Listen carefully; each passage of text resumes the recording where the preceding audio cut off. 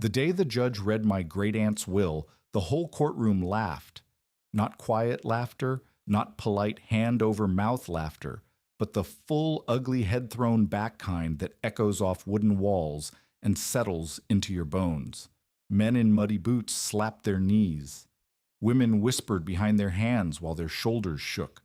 Even the clerk, a thin man with ink-stained fingers, had to press his lips together to keep from joining in. I stood at the front of the room in a borrowed dress that didn't fit, and I watched their faces, and I understood exactly what they thought of me. Mrs. Hargrove was sitting in the first row. She had brought me from the home that morning, her steel gray bun pulled so tight it seemed to stretch her face. When the laughter started, she didn't join in. She just turned and looked at me with those cold eyes of hers, spectacles glinting on their chain, and said loud enough for everyone to hear, "Ada Rigg, your great-aunt left you nothing but a cave and a joke. The mountains don't feed girls like you." I was 16 years old. My father had died when a spruce log rolled on a steep timber road and crushed him before anyone could shout a warning. My mother died the following winter, coughing through the nights, until she stopped coughing altogether. After that, I belonged to no one. 7 months with the Pruitts, who wanted a laundry hand and sent me back when I got sick. 4 months at the county poorhouse, where the bread was always stale and the rules were always fresh. 9 months with Reverend Clay's sister, who called me ungrateful for asking for lamplight to read. And 2 years at Mrs. Hargrove's Home for Girls, where my books were treated like contraband and my name was treated like an inconvenience. I had $1.70 to my name, a sewing needle, a spare shirt, and a pocket Bible I didn't believe in but kept because it had been my mother's. And now, according to the paper the judge was holding, I had 12 acres of limestone ridge in Monroe County, land so rocky and worthless that the whole town had a name for it. Mattie Rigg's Beast Hole. They said it with a grin, like the words tasted good. 12 acres of rock and scrub brush, a cabin with a caved-in roof, and a sealed cave that everyone said was cursed or haunted, or both. The woman who had owned it, my great-aunt, though I had never met her, had been called crazy for as long as anyone could remember. She had lived alone on that ridge for decades, doing things nobody understood, keeping cattle in places cattle shouldn't be kept. When she died, they found her with mud on her palms and a broken lantern beside her, and the town said it was no less than she deserved for living the way she lived. The land had been bought at a tax sale for $10. $10 for 12 acres because nobody else would take it, and now it was mine. The judge finished reading. The laughter faded into whispers. Mrs. Hargrove stood and took my arm, ready to lead me back to the home where I would sew and clean and keep my eyes down for another 2 years until I aged out and became someone else's problem. But something happened in that moment, something I can't fully explain even now. Standing in that courtroom with the taste of humiliation in my mouth and the weight of everyone's certainty pressing down on me, certainty that I was nothing, that I came from nothing, that this inheritance was the final proof of my worthlessness, something lit up inside me, not a match, a furnace, a heat that started in my chest and spread outward until my hands stopped shaking. They were laughing at a cave. They were laughing at 12 acres of rock. But I heard the word cave, and I thought, shelter. I heard rock, and I thought foundation. I heard worthless, and I thought, that's what they said about me, too. If you want to find out what I did with that sealed cave in the mountains of West Virginia, how a 16-year-old orphan girl with nothing but a suitcase held together with twine turned a hole in the ground into the one warm place in an entire frozen valley, then subscribe to this channel and tell me in the comments where you're watching from. Because what I built inside that darkness, what I discovered in the notebooks hidden beneath the hearth, is a story that still lives in those mountains today. I left 3 days later. Mrs. Hargrove didn't try to stop me. I think she was relieved to have one less mouth to worry about, one less girl who asked questions and read by stolen candlelight. I carried everything I owned in a suitcase held together with twine and a hope that felt more like stubbornness. The wagon driver dropped me at a crossroads 12 miles from Briar Hollow and pointed up a ridge road that looked more like a scar than a path. "Rigg Place is up there somewhere," he said. Can't take the wagon further. Road's not fit for wheels. He didn't offer to help with my suitcase. He didn't wish me luck. He just turned his mules around and left me standing in the mud with the wind picking up and the sky going gray. I started walking. The road got worse with every 100 yards. Ruts deep enough to swallow a boot. Rocks jutting up like broken teeth. The trees closed in overhead until I was walking through a tunnel of bare branches, and the light turned the color of old pewter. I could smell limestone in the air, that sharp mineral smell that means you're walking on rock that's been dissolving for 1,000 years. By the time I saw the cabin, my feet were blistered and my arms ached from carrying the suitcase. I set it down and just stood there, looking. The cabin was worse than I'd imagined. The roof had slumped on one side like a tired shoulder.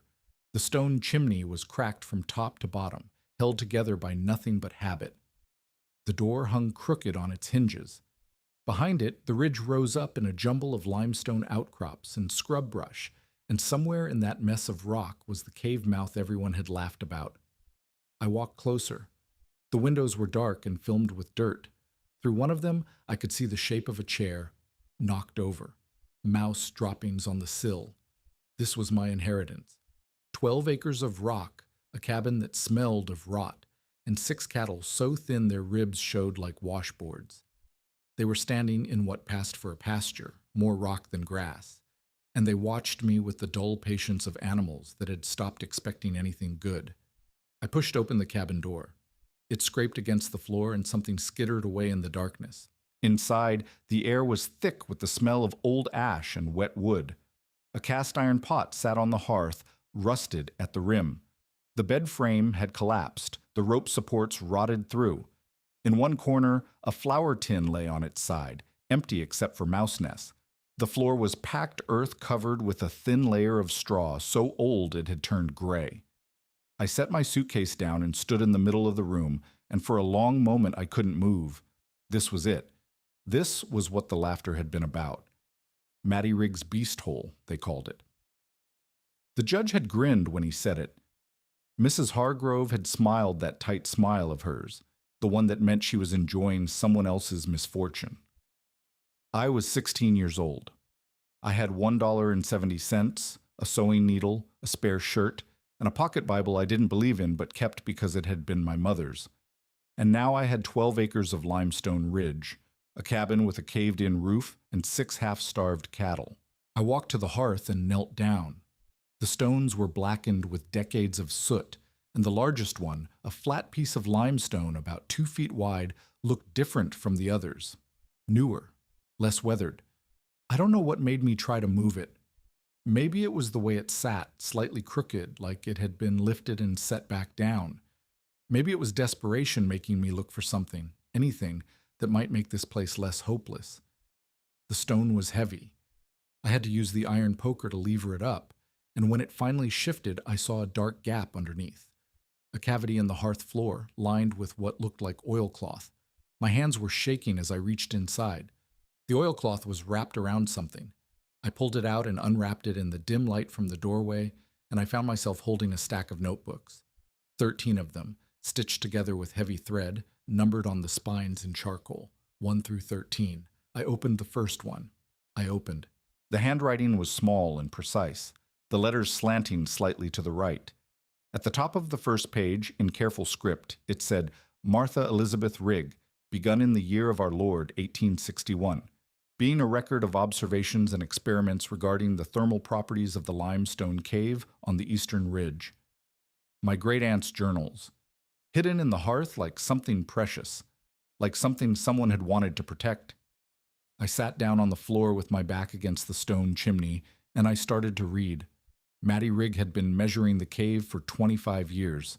That was the first thing I understood as I turned the pages of Notebook 1, page after page of temperature readings, taken with a glass thermometer she'd ordered from a catalog in Richmond. Morning readings, evening readings, readings in January when the world outside was frozen solid, readings in August when the heat made the air shimmer and the numbers barely changed. 54 degrees at the back chamber, one entry read. Outside temperature 19 degrees. The stone holds what the air cannot. I didn't understand it all at first. The notebooks were dense with observations, sketches, calculations. But as I read through the afternoon and into the evening, burning my last candle stub, a picture began to form. Maddie had discovered that the cave stayed nearly the same temperature year-round. Not warm exactly, but not freezing either. 54, 55, 56 degrees, while outside the world swung from below zero to above 90. The rock, she wrote, acted like a blanket. It absorbed the summer heat slowly and released it slowly. It absorbed the winter cold slowly and released it slowly. And deep enough inside, the swings canceled out, leaving something close to the average. But that wasn't all she discovered. In Notebook 6, I found a diagram that made me catch my breath. It showed the inside of the cave, not the wet passage near the entrance, but a dry chamber farther back, maybe 60 feet from daylight. And in that chamber, she had drawn a structure, a heavy timber corral against the cave walls, and above it, suspended from the ceiling joists, a wooden platform. A single cow, she had written in the margin, produces heat equivalent to a small stove, burning continuously day and night. 6 cattle in an enclosed space will warm the air considerably. Heat rises.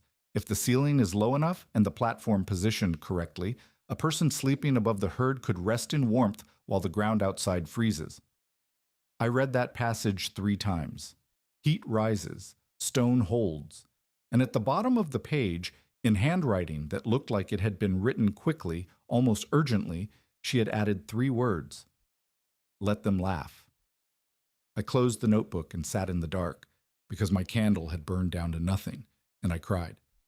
Not from sadness, not from relief, from the overwhelming recognition that someone like me had come before me, someone who had been called crazy, someone who had been laughed at, someone who had seen something in this worthless ridge that no one else could see.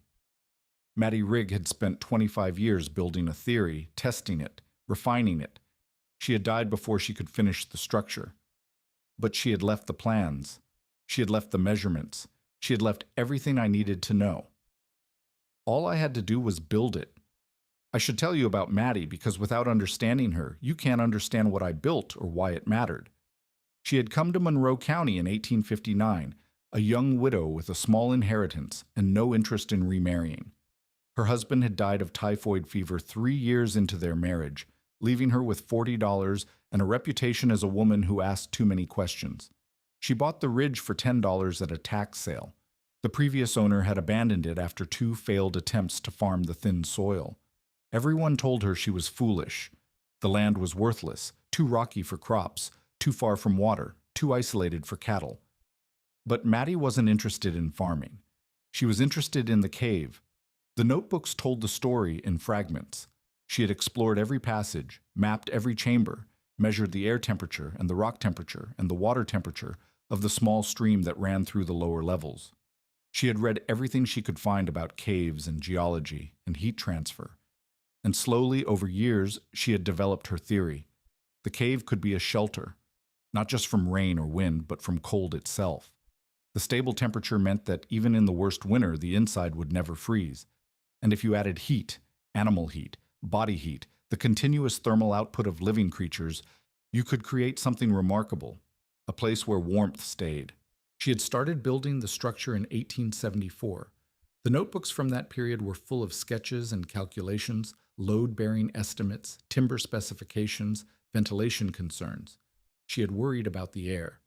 Caves could trap bad air, she knew. Carbon dioxide sank. Ammonia from manure rose. The space would need to breathe without losing all its warmth. Baffles, she had written, a chimney effect. Warm air rises and exits through fissures near the ceiling, drawing fresh air in through the lower entrance. But controlled, managed. Warmth that can't leave will kill you before cold does. She had solved the problem on paper. She had started building the frame. And then, in the spring of 1885, she had fallen near the cave entrance and broken her hip. They found her 3 days later, dehydrated and delirious, with mud on her palms and a broken lantern beside her. She died 2 weeks after that. The notebooks ended mid-sentence in Notebook 13.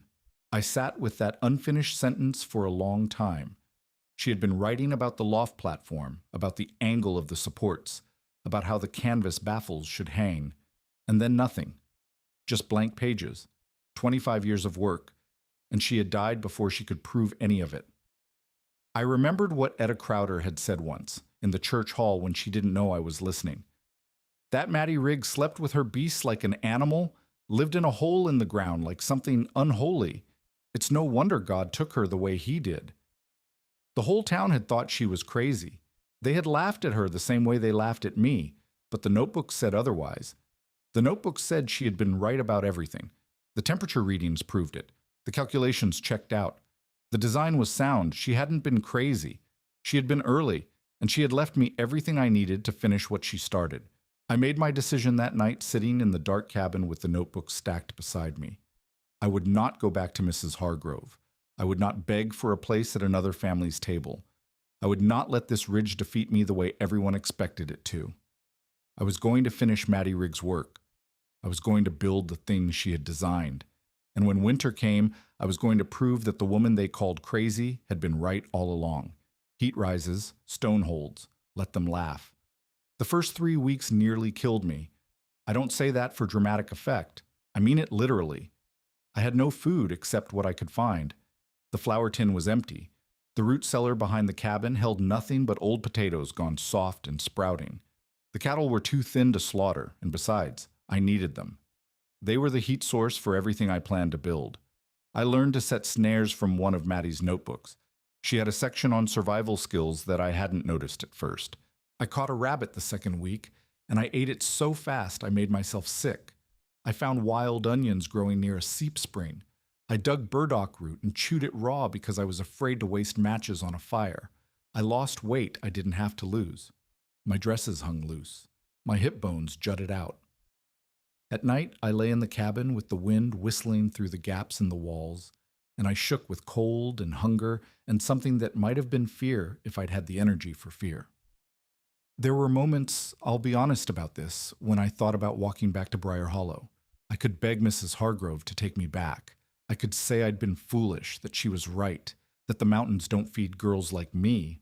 I could trade my pride for a warm bed and regular meals and the slow death of being owned by someone else's rules. I thought about it. I won't pretend I didn't. But every time I got close to giving up, I would open one of the notebooks and read Maddie's handwriting. Her careful observations, her patient measurements, her absolute certainty that she had found something true, even when everyone around her said she was mad. And I would think she didn't give up. She worked on this for 25 years, alone, mocked, dismissed. She died still believing. If I gave up now, her work would die with me. The notebooks would rot in the cabin. The cave would stay sealed. And everyone who had laughed would be right. That's what kept me going. Not hope, exactly. Stubbornness. The stubborn refusal to let them be right about me. The land kept me alive? Barely. Wild greens in the meadow. A groundhog I caught in a snare. Eggs from the chickens I found roosting in the collapsed barn, scrawny birds, but still laying.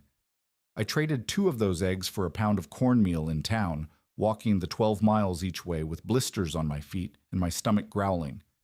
By the end of the first month, I was thin as a fence post and my hands were raw from work.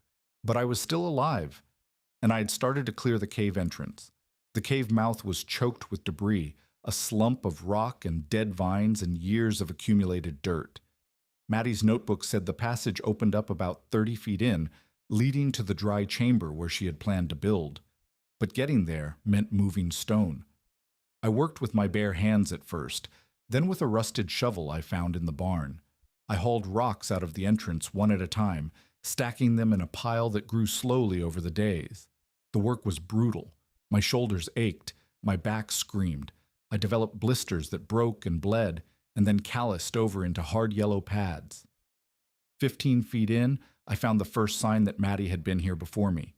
A post hole, carefully cut into the limestone floor, part of the frame she had started building before she fell. 20 feet in, I found more. Notches carved into the walls for crossbeams, a flat area where she had leveled the floor, the beginnings of a structure that had never been finished. I kept going. The passage narrowed, then opened up again. I could feel the air change, warmer somehow, and more still. The draft from outside faded. The temperature stabilized into something that felt almost comfortable compared to the bitter wind at the entrance. 30 feet in, I found the dry chamber. It was exactly as Maddie had described, roughly 60 feet wide, maybe 15 feet high at the peak. The floor was natural limestone, smooth in places where water had flowed centuries ago. The walls curved up to a ceiling pocked with small fissures, the natural ventilation Maddie had written about. And at the far end, tucked against the back wall, I found something that made me sit down and stare. She had built more than I'd realized. The timber frame was there, not finished, but started. 8 main posts, sunk into holes she had carved into the rock. Crossbeams connecting 4 of them, forming the skeleton of what would become the cattle pen. And above, anchored to the ceiling with iron spikes, the first supports for a platform. She had been so close. I don't know how long I sat there in the dark, with my lantern throwing shadows on the walls, looking at what she had built. The work of years abandoned. The vision of decades left unfinished, but not forgotten, not lost. I had her notebooks. I had her plans. And now I had her frame, waiting for me to finish it. I stood up and walked the perimeter of the chamber, measuring with my steps the way she had taught me in Notebook 3. 62 steps across, 45 steps deep. 15 feet to the ceiling at the center, lower near the walls. Big enough? More than big enough. I put my hand on one of the posts she had set. The wood was solid. After all these years in the stable cave air, it hadn't rotted. It was waiting. I found it, I said out loud, and my voice echoed in the chamber. I found what you built. I'm going to finish it. Nobody answered. But I felt, for the first time since I'd arrived, like I wasn't entirely alone. Finishing the frame took everything I had. I didn't have money for lumber, so I cut it myself. Small pines from the ridge dragged down to the cabin and stripped of bark with Maddie's old draw knife. I didn't have proper nails, so I scavenged them from the collapsed barn, straightening the bent ones with a rock. I didn't have help, so I worked alone, carrying timbers into the cave one at a time, fitting them into Maddie's frame according to her diagrams. The cattle pen came first. I built it against the back wall of the chamber using the limestone as 2 of the 4 sides. Heavy posts at the corners, boards nailed horizontally between them, a gate that swung on leather hinges I made from an old belt. Then the floor, packed earth first, then a thick layer of straw I bought with the last of my money, 40 cents for a cartload that the farmer laughed about, thinking I was crazy to want it. Straw for a cave, he said. What next? A carpet for the hogs. I didn't answer. I just loaded the straw and hauled it up the ridge. The loft was the hardest part. Maddie's design called for a platform suspended 8 feet above the pen floor, supported by beams anchored to the walls and ceiling. The idea was simple: heat rises. So the warmest air would collect in a layer near the ceiling. If you slept in that layer, above the cattle, you would stay warm all night without a fire. But building something 8 feet in the air, by yourself, with no proper tools, that was another matter. I failed the first time. Set the support beam at the wrong angle, didn't brace it properly. It held for about 10 minutes before the whole thing shifted and came crashing down, narrowly missing my head. I sat in the wreckage with my hands shaking and my heart pounding, and I understood for the first time why Maddie had needed 25 years. This was hard, harder than anything I'd ever done, but I got up. I cleared the debris. I read her notes again, more carefully this time, and I found the mistake. The brace must oppose the load, she had written. Not support it from below, counter it from the side. I tried again. The second attempt held, and the third. And slowly, over weeks that blurred into a month, the platform took shape. 8 feet above the pen floor. Wide enough for a bedroll and a small trunk, ringed with a low rail so I wouldn't roll off in my sleep, and hung with canvas baffles along the sides to trap the rising warm air. I moved the cattle in on a Tuesday in late October. They didn't want to go. Cattle don't like caves too dark, too strange, too different from the open pasture they're used to. I had to lead them one at a time with a rope around their necks and a trail of hay to follow, and even then 2 of them balked at the entrance and had to be pushed. But once they were inside, something changed. They settled. The cave was quiet, out of the wind, and the floor was soft with straw. Within an hour, they had stopped pacing and started lying down. I climbed up to the loft as the light faded outside. The boards creaked under my weight. The canvas baffles stirred with the movement of air. Below me, the cattle breathed in slow, heavy rhythms, and I could hear the soft sounds of them shifting in the straw. I lay down on my bedroll and pulled the blanket up to my chin. And I waited. The first hour, nothing seemed different. The loft was cool, the air still. I lay in the dark and listened to the cattle and tried not to think about how foolish this might be. The second hour, I started to notice something. The air around my face felt warmer than the air at my feet. Not much, but enough to notice. The canvas baffles hung still, but I could feel a faint pressure against them from below, warm air rising, looking for somewhere to go. By midnight, I took off my coat. The thermometer Maddie had left, I'd found it in the cabin, wrapped in cloth, read 58 degrees at the loft level. Outside, the wind was howling. I'd checked the reading at sunset, 31 degrees at the entrance. 58 degrees, warm enough to sleep without shivering, warm enough to survive. I lay in the dark with my hand on the thermometer, and I thought about Maddie Rigg, who had spent 25 years measuring and calculating and building toward this moment, who had died before she could see it work, who had been called crazy by everyone who knew her. She had been right. Heat rises, stone holds. The cattle were generating warmth with every breath, every heartbeat, every slow process of digestion. And that warmth was rising, collecting in the layer of air where I lay, held in place by the canvas baffles and the stone ceiling and the stable temperature of the cave. I slept that night without waking, the first full night of sleep I'd had since I arrived at the ridge. When I woke in the morning, my breath wasn't visible. The water bucket I'd brought up to the loft hadn't frozen. I climbed down and walked out of the cave into a world covered with frost. The grass was white. The trees were white. My breath made clouds in the air. But inside, the cattle stood calmly in the straw, and the loft was warm, and everything Maddie had promised was true.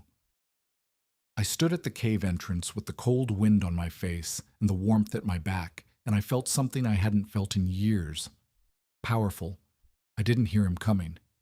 That's how absorbed I was, standing there with my hands pressed against the cave wall, feeling the stone's strange steadiness, thinking about what I had built and what it meant. Thought you'd be dead by now. I spun around. An old man stood at the entrance, leaning on a walking stick, squinting into the darkness. He was tall and stooped, with white hair and hands that looked like they'd been carved out of wood. "Who are you?" I asked. "Elijah McCready. Folks call me Eli." He peered past me into the cave. "Saw smoke not coming from your chimney. Figured I'd see what kind of foolishness you were dying in." I didn't know what to say. I'd been alone for so long that another human voice felt strange, almost threatening. He walked past me into the cave, not asking permission. His stick tapped against the stone floor as he moved. He stopped when he saw the pen, the loft, the cattle standing calm in the straw. "Well," he said, "I'll be damned." "You knew her," I said. "Maddie." He was quiet for a long moment, looking up at the loft platform. Then he turned to me, and his eyes were bright. "Knew her?" "Girl, I helped her set those first posts. 30 years ago, before the town shamed her into silence." He reached out and touched one of the beams. "Your aunt wasn't crazy. She was early." Those words landed in my chest like a stone dropped in still water, ripples spreading outward. Someone else who believed. Someone else who remembered. "It works," I said. "The heat rises. The stone holds. It works." He nodded slowly. "I can see that." He looked at me, really looked, taking in the rough hands and the thin frame and the dirt on my dress. "You finished what she started." "I'm trying."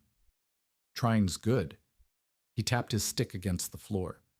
"But that loft brace is wrong. Angle's off by maybe 10 degrees. Weight's not distributed proper. First hard snow, it'll shift." My heart dropped. "What?" "Come here. I'll show you." Eli McCready became my teacher, and I didn't know yet how little time we had. He had been a stonemason in his youth, then a carpenter, then a man who worked with his hands at whatever needed doing. The mines had taken his son in a roof collapse. They paid him with a handshake and a prayer, and he'd been living alone on the edge of Briar Hollow ever since. He came to the ridge 3 times a week that first month, showing me how to read wood grain so it wouldn't split under load, how to brace a beam against lateral pressure, how to sink a post so deep it would outlast the building above it. His hands shook sometimes, age, he said, but his eye was still true. The loft came down and went back up, properly this time. The pen walls got reinforced. The canvas baffles were replaced with heavier cloth that wouldn't tear in a draft. Your aunt had the ideas, he told me once, watching me hammer a nail. But ideas don't build themselves. You're doing the part she couldn't. I wanted to ask him more about her, about what she was like, about whether she ever doubted herself, ever thought about giving up. But there would be time for that, I thought. There would be time for all of it.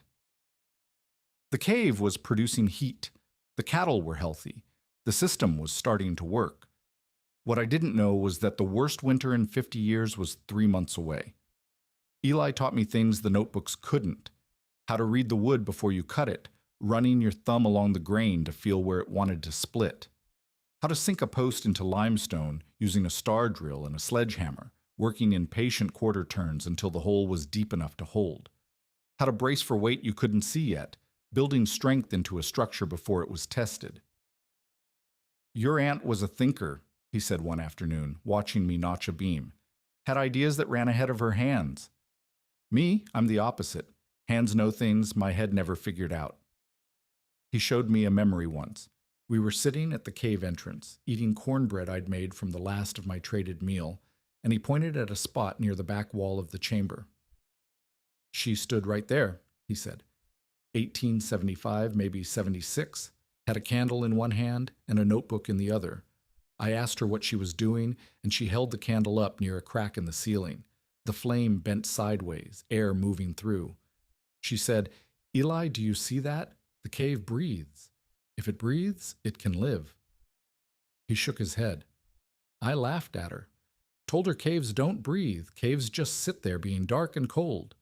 She looked at me with those sharp eyes of hers and said, "Everything breathes, Eli. You just have to know how to see it." I thought about that for a long time afterward. Everything breathes. The cave breathed. The cattle breathed. The system I was building had to breathe too, had to let the bad air out while keeping the good heat in. Mattie had understood that. She had built it into her design. And now Eli was helping me understand what she had known. But he was 72 years old. His cough had gotten worse since I'd met him. Some mornings he arrived at the ridge with his face gray and his hands trembling, and I would make him sit by the entrance while I worked, pretending I needed his advice, when really I just needed him to rest. "Don't fuss," he'd say. "I've been dying for 20 years. Hasn't happened yet." But I could see it. The way he moved slower each week. The way he had to stop and catch his breath after climbing the path from the road. The way his eyes sometimes went distant, like he was looking at something I couldn't see. I worked faster. I learned everything he could teach me, and I tried not to think about what would happen when he was gone. By December, the cave barn was finished. I don't mean finished the way a house is finished, with paint and curtains and everything in its proper place. I mean finished the way a tool is finished, ready to do the job it was made for. The cattle pen held 6 head comfortably, with room for calves if any came. The floor was packed earth covered with 18 inches of straw, deep enough to keep the animals dry and warm. The loft hung 8 feet above, braced against lateral stress the way Eli had shown me, with canvas baffles on 3 sides to trap the rising heat. The vent system was the part I was proudest of. A crude chimney made from salvaged stovepipe, angled up through a natural fissure in the ceiling. It drew the warm, stale air out slowly, slowly enough that the heat wasn't lost, but fast enough that the air stayed fresh. I tested it with a candle flame, the way Mattie had. The flame bent toward the pipe, steady and sure. The cave was breathing. I kept a temperature log, the way Mattie had. Every morning and every evening, I climbed up to the loft and read the thermometer and wrote the number in a notebook I'd started for myself. November 15th, 56 degrees in the loft, 28 degrees outside. November 22nd, 58 degrees in the loft, 19 degrees outside. December 1st, 61 degrees in the loft, 12 degrees outside. The colder it got outside, the more the contrast showed. The cattle were generating heat constantly, eating, digesting, breathing, living, and that heat had nowhere to go but up. My hands didn't look like a girl's hands anymore. They were calloused and scarred, with dirt worked into the creases that wouldn't wash out. I had gained back some of the weight I'd lost, but I was still thin, hard, and wiry, like a twisted rope. My shoulders ached every night. My knees cracked when I climbed the ladder to the loft. But I was alive, and the system was working. The first time I went to town that winter, I brought milk. Not much, 2 quarts in glass jars I'd found in Maddie's cabin. The cattle weren't producing well yet. They were still recovering from the neglect they'd suffered before I arrived, but it was enough to trade. I set up at the edge of the general store porch, the way I'd seen other farm women do. I didn't have a proper table, just an overturned crate with the jars sitting on top. People stared. A few of them whispered. I could hear the words even when I couldn't make them out. Maddie Riggs' place, the cave, that orphan girl. Etta Crowder walked past me 3 times before she finally stopped. "That milk fresh?" she asked, peering at the jars like she expected to find something wrong with them. "Milk to this morning. From those scrawny cattle up on the ridge. They're not scrawny anymore." She looked at me with narrowed eyes. I could see her trying to figure out the angle, trying to understand what kind of trick I was playing. "Where'd you keep them through that cold snap last week?" she asked. "Peterson lost 2 calves to the freeze." I didn't answer right away. I knew what would happen if I told the truth, but I also knew that lying would only make things worse when the truth came out. "In the cave," I said. Her face went through about 6 expressions in 2 seconds. Confusion, then suspicion, then something that looked almost like fear. "The cave," she repeated. "You're keeping cattle in that cave." "Yes, ma'am." "And sleeping there yourself, I suppose." "Yes, ma'am." She took a step back, like I might be contagious. "Maddie Rigg did the same thing, you know. Lived in that hole like an animal. Slept over her beasts like something unholy." She shook her head. "You go living in that hole, you'll come out wrong. Mark my words." I wanted to tell her about the temperature logs, about the heat rising, about Maddie's 25 years of research and observation, but I knew it wouldn't matter.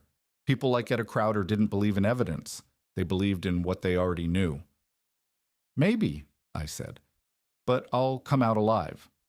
She walked away without buying any milk, but Mrs. Darnell did, and old Mr. Parsons, and a woman I didn't recognize who said the milk was the sweetest she'd tasted all winter.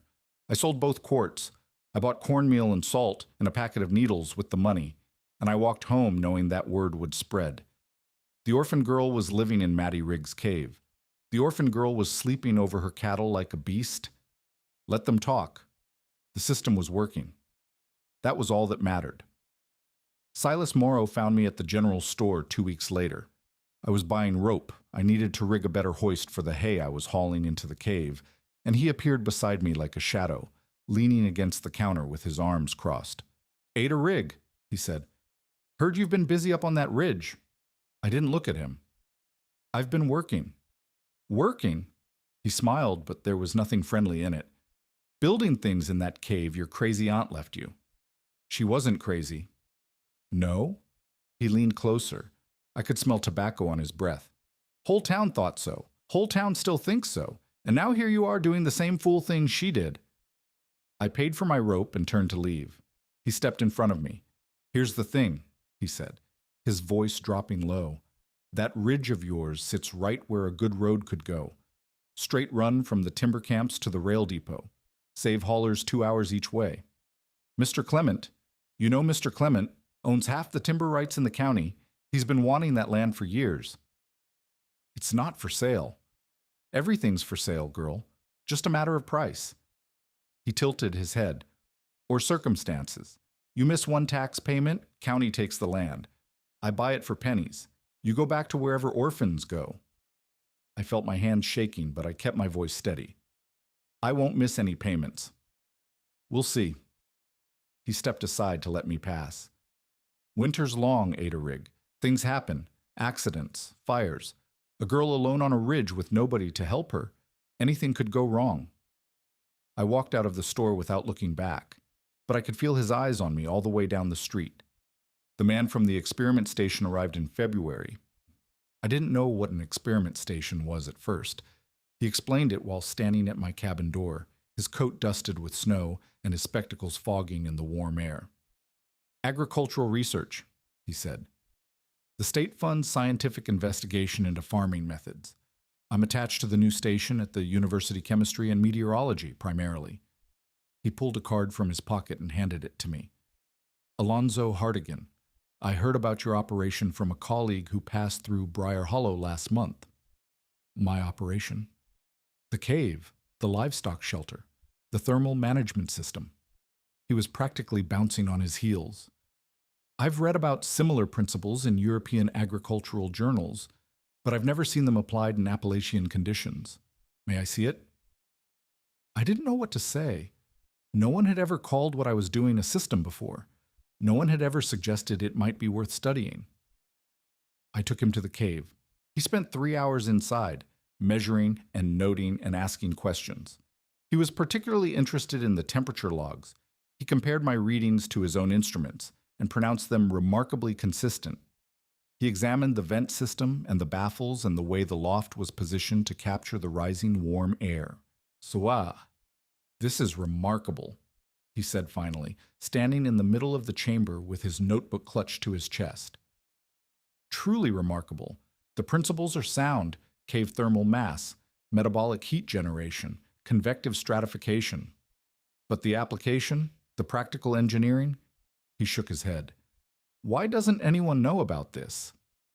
They think it's witchcraft, I said, or madness, or both. He looked at me sharply.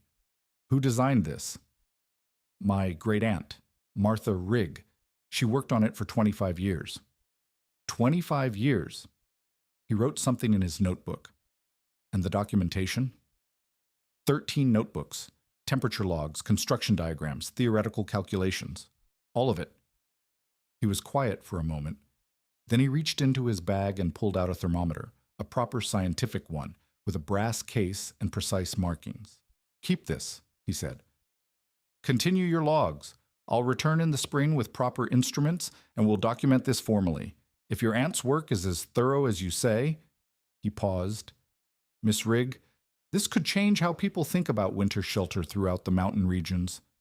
I took the thermometer. It was heavier than Maddie's old one, more solid.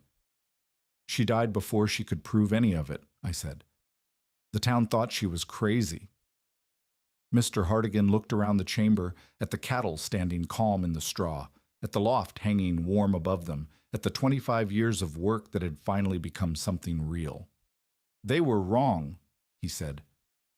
March came in like a lamb. The snow melted. The roads turned to mud. People started talking about spring planting, about the worst of winter being over. They were wrong about that too. The storm arrived on March 11th. It started as rain in the morning, cold rain that soaked through everything and turned the mud to slush. By noon, the temperature had dropped 20 degrees. The rain turned to sleet. The sleet turned to snow.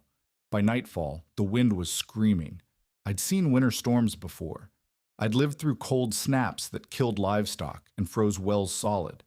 But I'd never seen anything like this.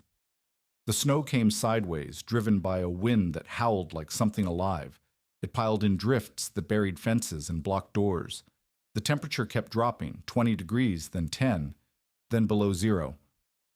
The world turned white and stayed that way. I was in the cave when it hit. I had brought the cattle in early that morning, something in the air making me uneasy, and I had stocked the loft with food and water and extra blankets. When the wind started, I sealed the entrance as best I could with canvas and timber, leaving only the vent system open. And I waited. The first day, I heard the wind.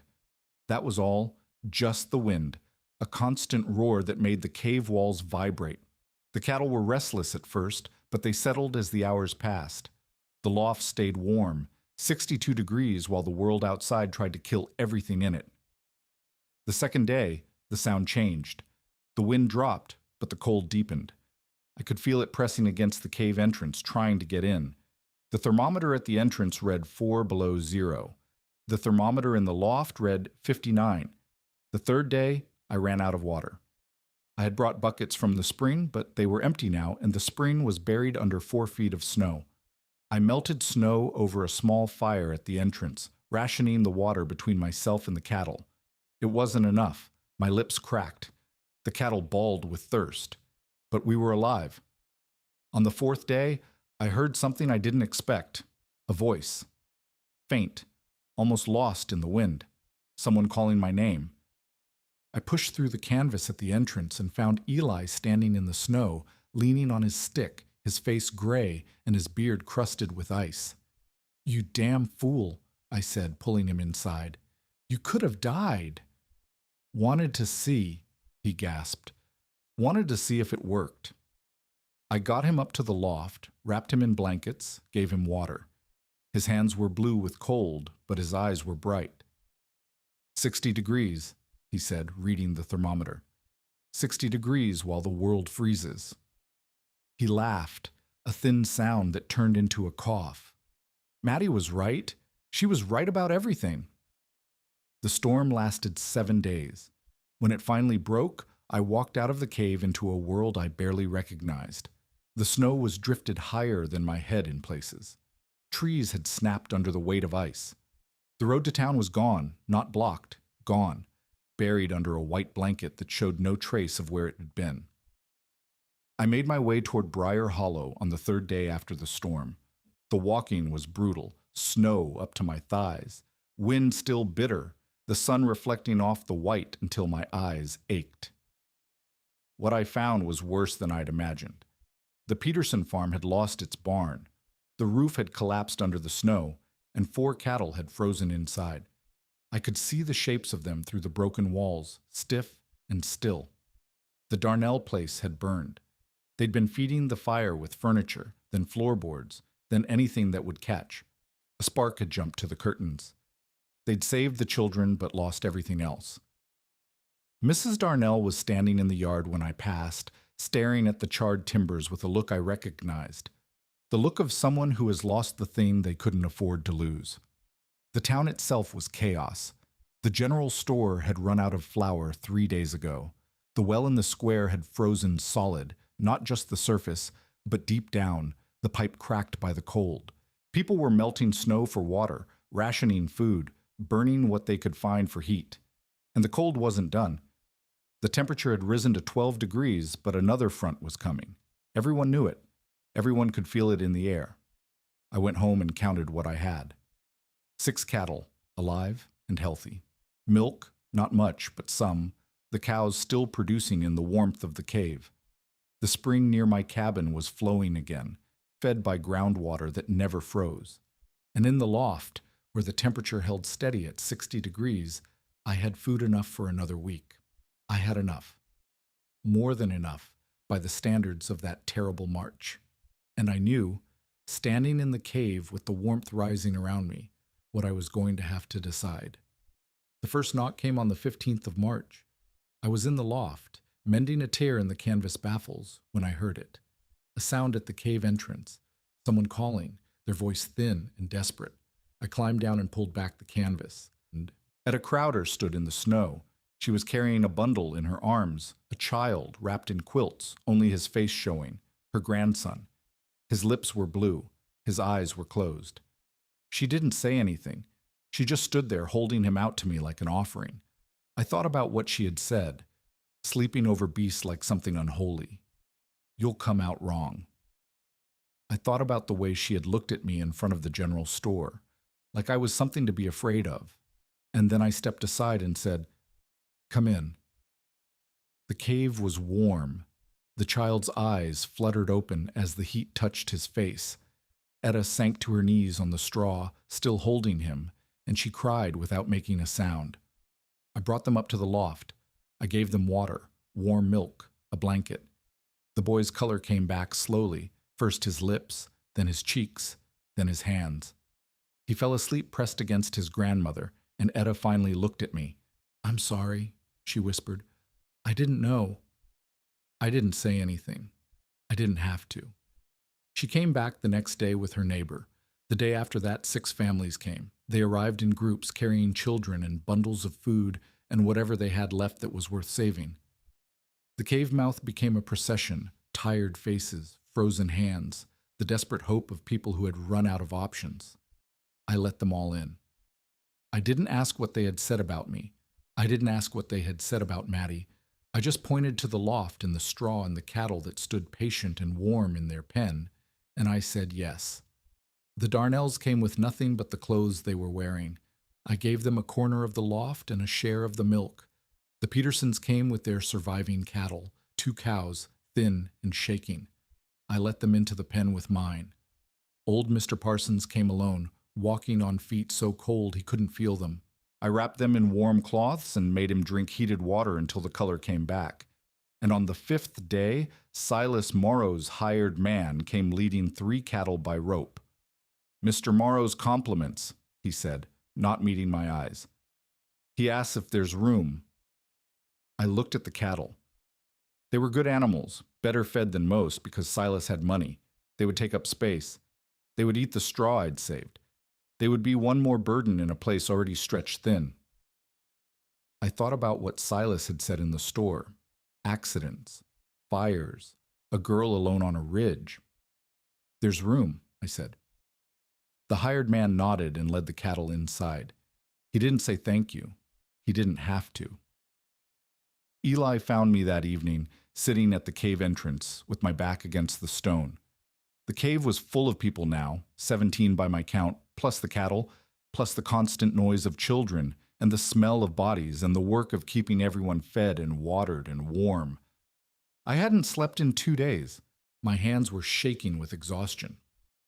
"They don't deserve it, you know," Eli said, lowering himself down beside me. His cough had gotten worse since the storm. His face was gray again, the way it had been when he'd walked through the blizzard to reach me. "Half these people called your aunt a witch. Half of them would have let you starve if the summer had gone different." I looked out at the snow, still deep, still white, still deadly.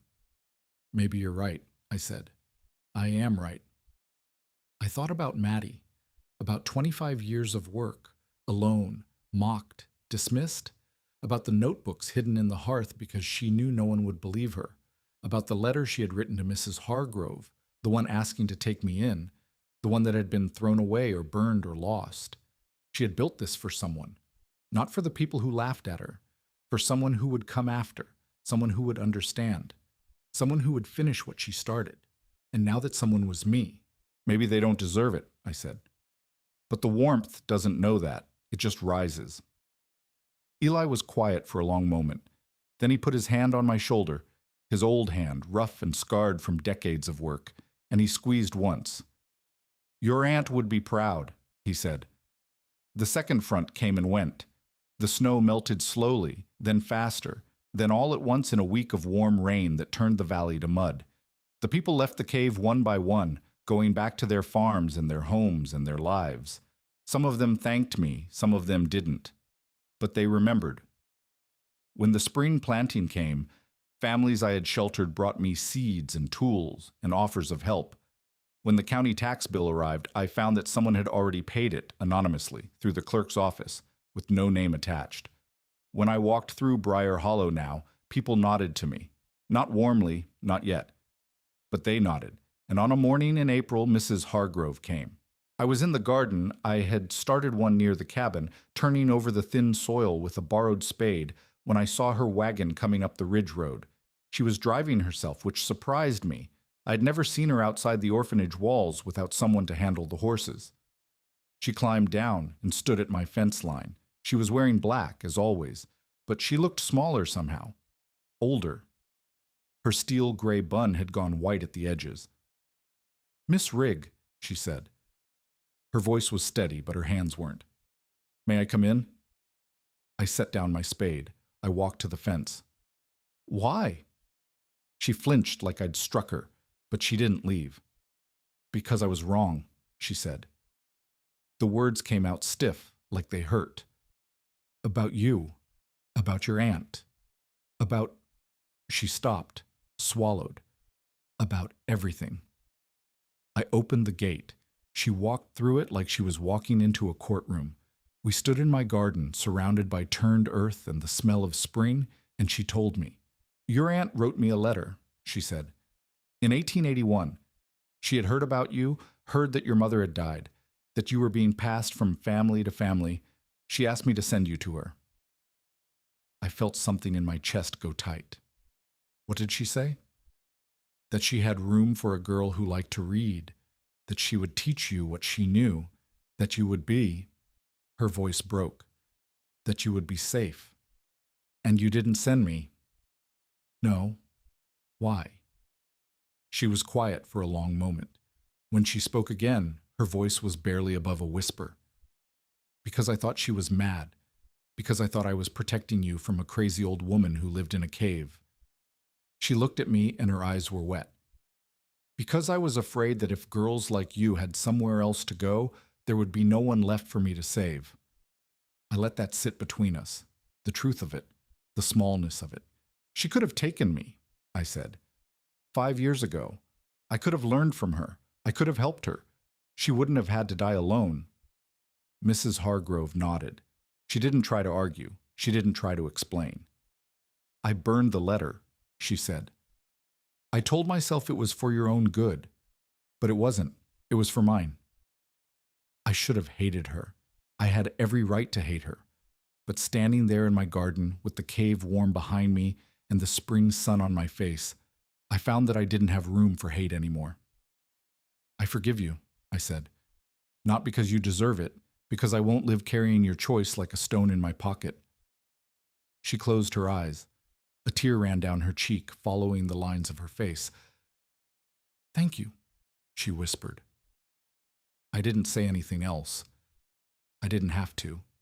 Eli died 3 weeks later. It was a Tuesday afternoon in early May. The dogwoods were blooming.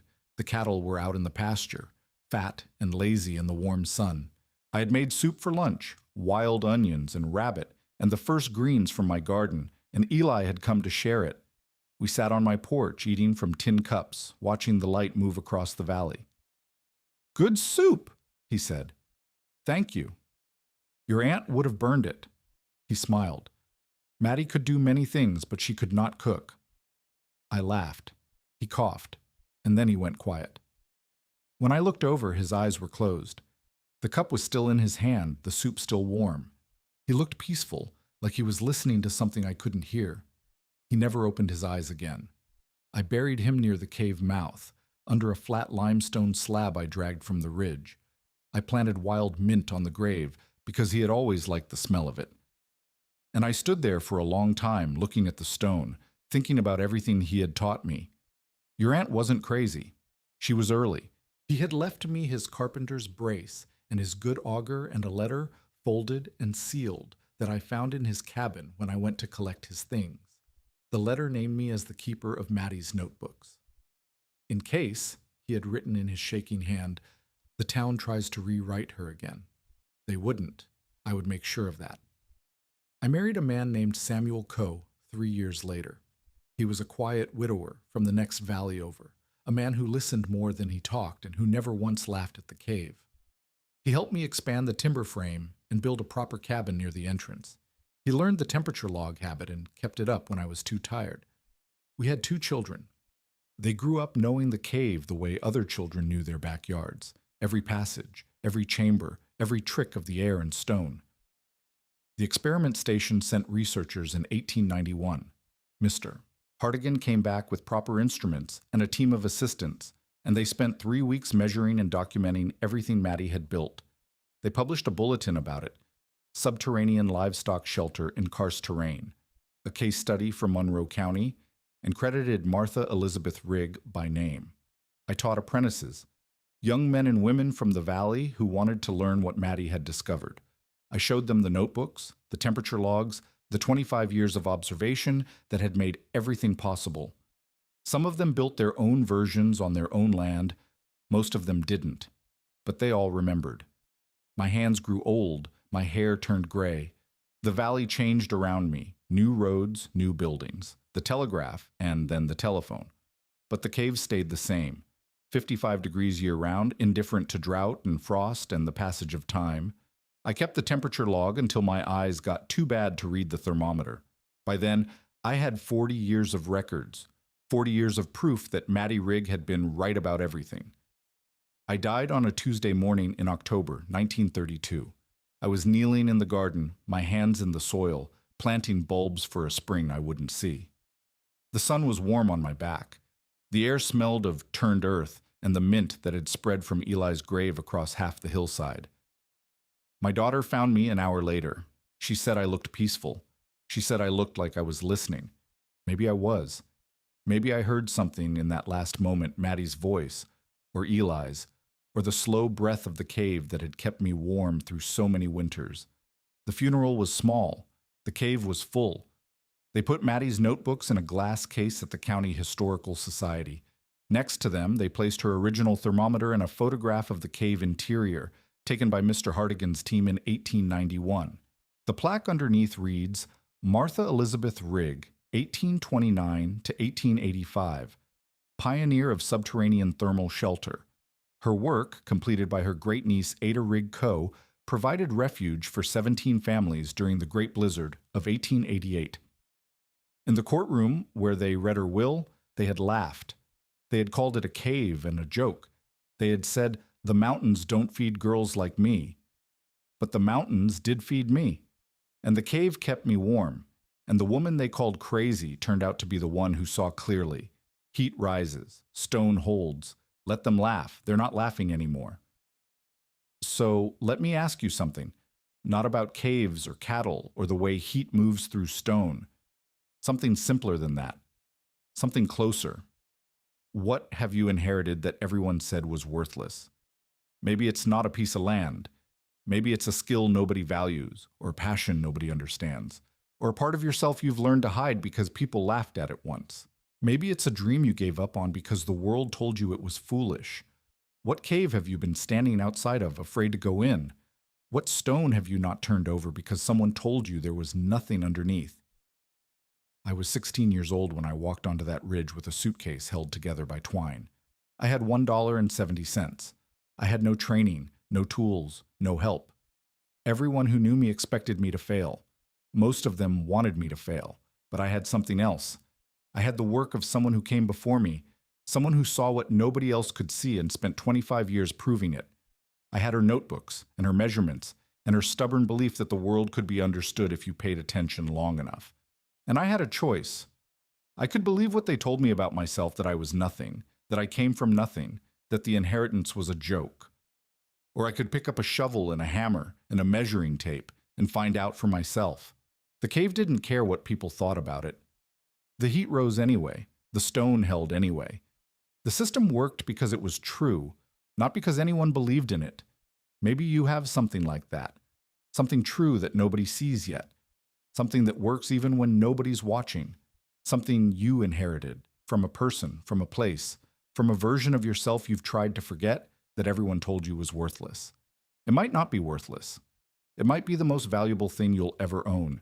If this story moved something in you, if it made you think about your own sealed caves and hidden notebooks, hit subscribe for more stories about ordinary people who built extraordinary lives out of the nothing they were given. Heat rises, stone holds, and the people who told you that you were nothing, let them laugh. Build a place for warmth to stay.